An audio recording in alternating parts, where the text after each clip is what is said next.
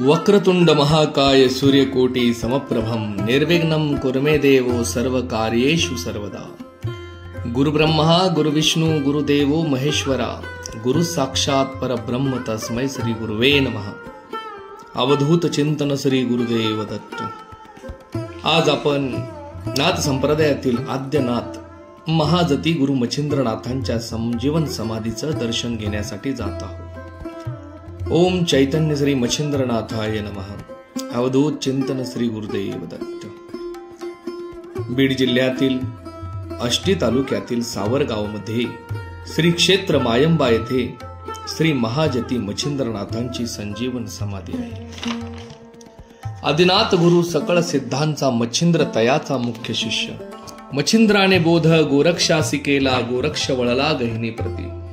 गहिनी प्रसादे निवृत्ती दातार, ज्ञानदेव सार चोजविले।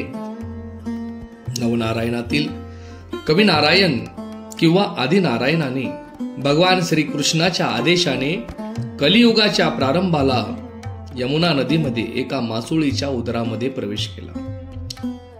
त्या माशाच्या गर्भात असताना तेथे एकदा भगवान शिवशंकर आणि माता पार्वती आली। भगवान शिवशंकराने पार्वती मातेच्या मस्तकावर हात ठेवला आणि तिचा कान फुकून तिला बीज मंत्राची दीक्षा दिली, तिला अनुग्रह दिला। परंतु त्या समयी पार्वती मातेला निद्रा लागली होती। तो बीज मंत्र माशाच्या उदरामध्ये असलेल्या कवी नारायणाने ऐकला। भगवान शिवशंकराने केलेले ब्रह्मतत्वाचे निरूपण मच्छिंद्रनाथांनी गर्भावस्थेमध्ये ऐकले। भगवान शंकराने पार्वतीला विचारले की हे पार्वती, मी सांगितलेल्या बीज मंत्राचे उच्चारण कर आणि त्याचा अर्थ मला सांग। तेव्हा पार्वतीच्या अगोदर माशाच्या उदरामध्ये असलेल्या कवी नारायणाने तो मंत्र भगवान शिवशंकराला म्हणून दाखविला आणि त्याचा अर्थ सुद्धा समजून सांगितला। भगवान शिवशंकराने पाण्याच्या प्रवाहामध्ये पाहिले, तो माशाच्या उदरामध्ये कवी नारायण असलेले त्यांनी पाहिले आणि त्यांना ओळखले। हा तर कवी नारायण आहे। शंकर पार्वतीने कवी नारायणाला आशीर्वाद दिला आणि तिथून कैलासाला निघून गेले। पुढे 9 मास 9 दिवस झाल्यानंतर मासोळीने अंडे किनाऱ्यावर टाकले आणि ती तिथून निघून गेली। अंड्यातील मासे खाण्यासाठी बगळ्यांचा थवा तेथे आला। आपल्या चोचीने ते अंडे बगळ्यांनी फोडले। अंड्यातून त्या दिव्य बालकाचे तेज सर्वत्र पसरले।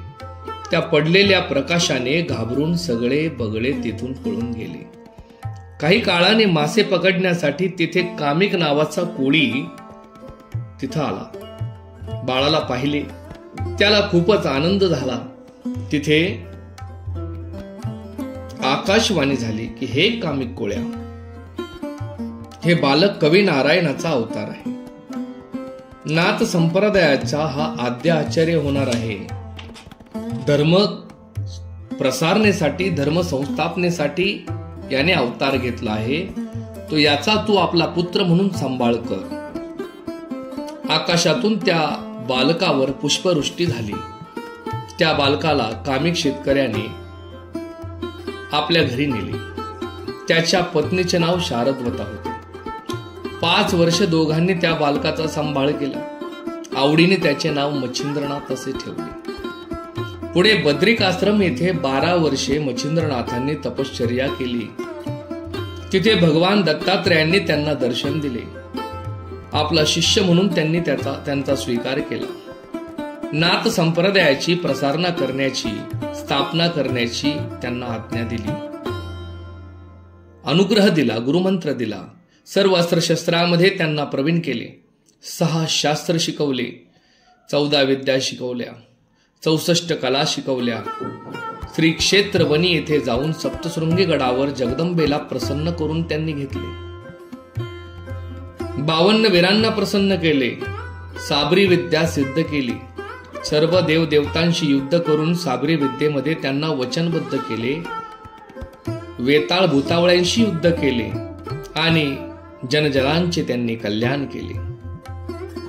मच्छिंद्रनाथांनी कौल ज्ञानाचा आविष्कार केला। कौल ज्ञान निर्णय नावाचा एक प्राचीन हठयोग आणि कौल मताचे विवरण करणारा ग्रंथ दादा गुरु मच्छिंद्रनाथांनी लिहिला। साऱ्या विश्वामध्ये नाथ संप्रदायाची त्यांनी प्रसारणा केली आणि अनाथांचे, गोरगरिबांचे, दीनदुबळ्यांचे त्यांनी कल्याण केले. नाथ हे अनाथांचे नाथ आहे. आज लाखोंच्या संख्येने नाथांचे दर्शन घेण्यासाठी भक्त श्री क्षेत्र मायंबा येथे येतात. शारीरिक व्याधी, पिशाच्य बाधा, प्रपंचातील अडीअडचणी नाथांच्या फक्त समाधीचे दर्शन केल्याने आणि नाथांचा भस्म मस्तकाला लावण्याने नष्ट होतात. अवधूत चिंतन श्री गुरुदेव दत्त. मच्छिंद्रनाथा मायदेवा नाथपंथी योगी राजा, कौलज्ञानी सिद्धनाथा तपोधनी महाराजा, योग माया तुझी सेवा मंत्र सिद्ध ज्ञान राजा, भक्त तुझा रक्षनाथा कुर्यात सदा मंगलम, शिवमंगलम गुरुमंगलम. ओम चैतन्य श्री मच्छिंद्रनाथाय नमः. अवधूत चिंतन श्री गुरुदेव दत्त. श्री गुरुदेव दत्त. श्री गुरुदेव दत्त. अलग निरंजन. आदेश आदेश आदेश.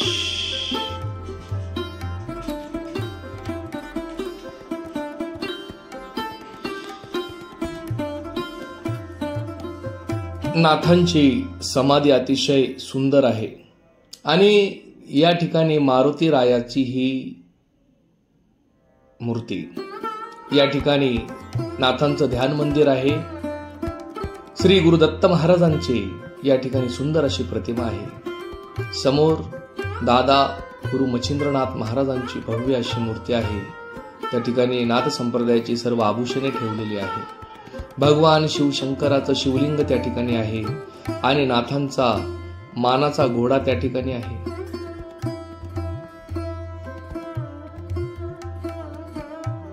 अवधूत चिंतन श्री गुरुदेव दत्त. श्री गुरुदेव दत्त. श्री गुरुदेव दत्त.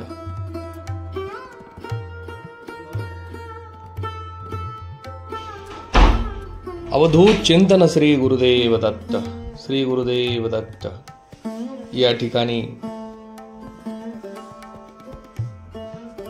जीवनाला वैतागलेले, जीवनाला कंटाळलेले, अनेक प्रश्न आदी व्याधी घेऊन आलेल्या भक्तांचं बडे बाबा मच्छिंद्रनाथ महाराज आपल्या कृपादृष्टीने निरसन करतात. या ठिकाणी पहाटे 4 वाजता, दुपारी 12 वाजता आणि संध्याकाळी सूर्यास्ताच्या वेळेस म्हणजे 6:30 वाजता महाआरती होती.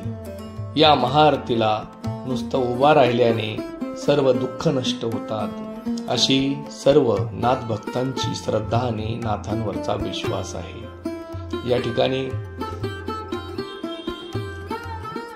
दुपारी 12 वाजता आरतीनंतर अन्नदान केलं जातं आणि संध्याकाळी आरतीनंतर सुद्धा अन्नदान केलं जातं. असं 2 वेळेस या ठिकाणी अन्नदान केलं जातं. अनेक भक्त नवनाथ भक्तिसार, गुरुचरित्रासारखी पवित्र असे ग्रंथाचे पारायण करण्यासाठी या ठिकाणी अनुष्ठानाला असतात. मंदिराचे जे व्यवस्थापक आहेत त्यांनी या ठिकाणी नवनाथ पारायण हॉल करून सर्व नाथ भक्तांची व्यवस्था केलेली आहे आणि दररोज अंदाजे 2,500 ते 3,000 नाथ भक्त या ठिकाणी गडावर नाथांच्या मुक्कामाला असतात. नाथांचा उत्सव म्हणजे फाल्गुनी अमावस्या. या दिवशी नाथांनी संजीवन समाधी घेतली होती. तो दरवर्षी लाखोंच्या संख्येने फाल्गुनी अमावस्याला म्हणजे गुढीपाडव्याच्या आदल्या दिवशी लाखोंच्या संख्येने नाथांना चंदनलेप लावण्यासाठी, नाथांच्या संजीवन समाधीचं दर्शन घेण्यासाठी, नाथांच्या संजीवन समाधीला स्पर्श करण्यासाठी श्री क्षेत्र मायंबा या ठिकाणी लांबून लांबून येतात. हा उत्सव या ठिकाणी महिनाभर चालतो. या ठिकाणी सावरगाव येथे यात्राच भरते अशी नाथांची आख्यायिका आहे. ओम सच्चिदानंद सद्गुरु चैतन्य श्री बडे बाबा मच्छिंद्रनाथ महाराज की जय. अवधूत चिंतन श्री गुरुदेव दत्त.